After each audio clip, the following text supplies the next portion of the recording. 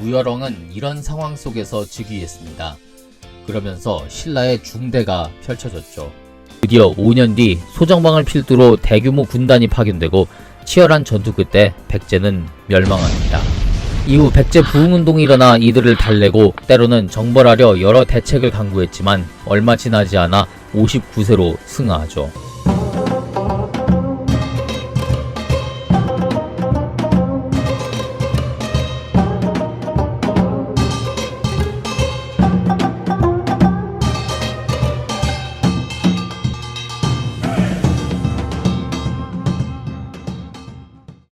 여러분 안녕하세요. 왕조 중심 꿀국사 꿀입니다. 661년 7월 당군과 함께 백제 정벌의 대업을 끝낸 무열왕이 59세를 일기로 세상을 떠나고 태자 범민이 왕위에 올랐습니다. 문무왕 김범민 626년 당시 화랑이자 진골 귀족이었던 김춘추 그리고 김유신의 동생 문희 사이에서 태어났습니다. 아버지 유명한 옷고름 일화입니다.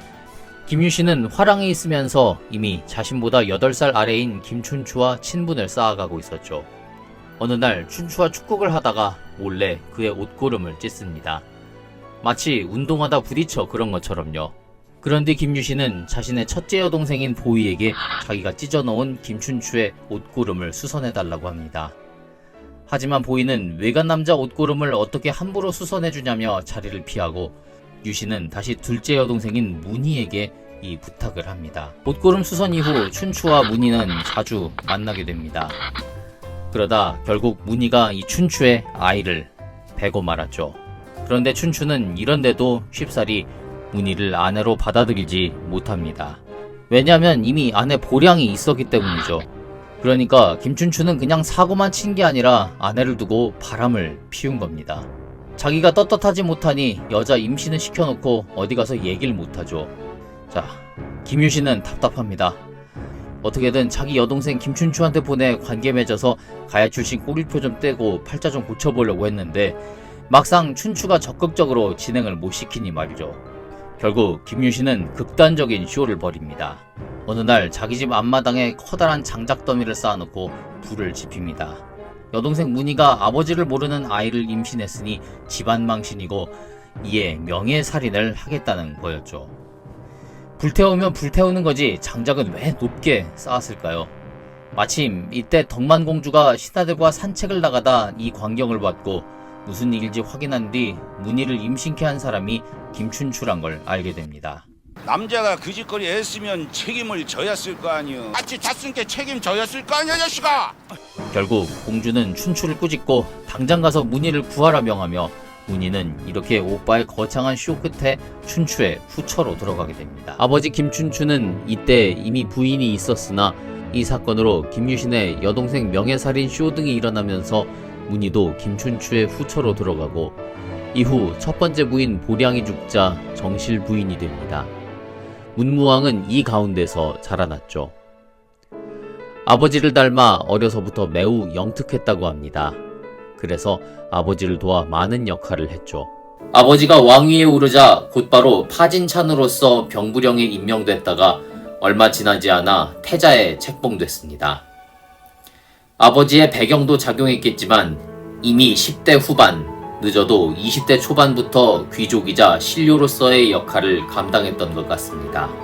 무열왕은 5월 26일 금성을 출발해 6월 18일 남천정에 다다릅니다.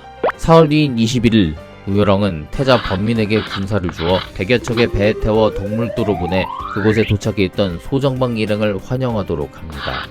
자, 지금 소정방 대군이 이렇게 그토록 학수고대하던 당군이 도착했으니 이렇게 태자까지 보내 환영을 하는 겁니다. 소정방은 범민을 통해 신라군에게 7월 10일 백제 남쪽, 그러니까 정확히 수도였던 사비성 남쪽을 말하는 것이겠죠. 이곳에서 만나 사비성을 공격하기로 정합니다.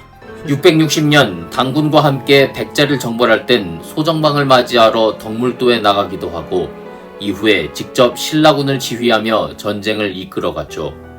우리는 문무왕을 삼국을 통일한 임금으로 기억하고 있습니다. 그 발판을 마련한 아버지 무열왕보다도 그 공적을 훨씬 높게 평가하죠. 경상북도 경주시는 지난 2021년 그의 수중능이 있는 양북면을 문무대왕면으로 개칭해 문무왕의 역사적 업적을 기리고 있습니다. 우리가 기억하는 대로 문무왕은 삼국 통일을 완수한 임금이 맞습니다. 여기엔 후세에 그런 수식어가 붙기까지 통일 이후인 5년을 제외하고 나머지 재위기간 15년, 아니 그전 왕자로서의 시간까지 거의 평생을 전쟁 속에 살고 그 가운데 신라의 리더로서 나라의 살 길을 모색해야 했습니다. 나당연합군의 공격 속에 백제는 7월 680년에 이르는 역사를 뒤로 하고 멸망합니다. 우려했던 일이 벌어집니다. 부흥운동이 시작되고 석 달쯤 지난 시점인 660년 11월 갇혀있던 유인원을 구하기 위해 무열왕과 태자 김범민이 이끄는 신라군이 백제 땅에 당도합니다. 이들은 부흥군이 점령하고 있던 일회성을 비롯해 20여 개 성을 공격해 빼앗고 이로 인해 부흥군은 1500명의 전사자를 내고 왕흥사 쪽으로 퇴각합니다. 신라군의 공격은 여기서 그치지 않았고 부흥군이 다시 700여 명의 사상자를 내면서 결국 사비성을 포위하고 있던 전선이 무너지고 맙니다. 661년 2월 당나라는 앞서 도독으로 파견한 왕문도가 죽자 후임으로 검교 대방주 자사 유인괴를 백제 땅으로 보냅니다. 이 유인괴가 굉장히 포악한 자라고 하는데 백제 부흥군은 아예 유인괴가 백제 땅도 밟지 못하도록 오는 길에 처치하기로 마음먹습니다. 유인괴는 바닷길을 통해 곧바로 금강하구로 진입해 내륙으로 들어오려 했습니다. 부흥군은 어떻게든 유인괴가 백제 땅을 밟지 못하도록 금강하구에 목책 2개를 설치하고 기다렸죠. 그러나 잠깐이나마 사비성에서 포위당해본 나당연합군 역시 만반의 대비를 했을 것이고 신라군이 유인괴와 힘을 합쳐 목책을 들이치면서 부흥군은 나당연합군의 협공을 당해낼 수 없었습니다. 결국 부흥군은 만여 명의 전사자를 내고 기존의 사비성을 포기한 채 근거지였던 임존성으로 들어갑니다. 금강하구의 전투로 부흥군뿐 아니라 나당연합군도 수천 명의 사상자를 냈습니다. 게다가 신라군의 군량이 떨어지면서 임존성까진 공격하지 못하고 이들 역시 퇴각합니다. 비록 첫 전투에선 이겼으나 유인괴는 부흥군들에 대해 긴장의 끈을 놓을 수 없었습니다. 그래서 본국에 지원병력을 요청했고 당 고종은 지원병력에 앞서 먼저 신라군으로 부흥군들을 공격하려고 무열왕에게 밀지를 보냅니다. 그래서 김음순에게 병력을 주어 출전시키지만 고부일대에서 패배합니다. 같은 사건을 다룬 것 같은데 조금 다르게 기록한 책도 있습니다. 이 무렵 신라군의 역병이 돌았고 부흥군이 이때를 기회삼아 두량윤성 남쪽에 있던 신라군을 공격했으며 이에 신라군이 주류성으로 반격해오자 이들 역시 패퇴시킨다는 내용이죠. 아마 이게 앞서 신라 김음순이 패배했다는 것과 같은 내용일 겁니다.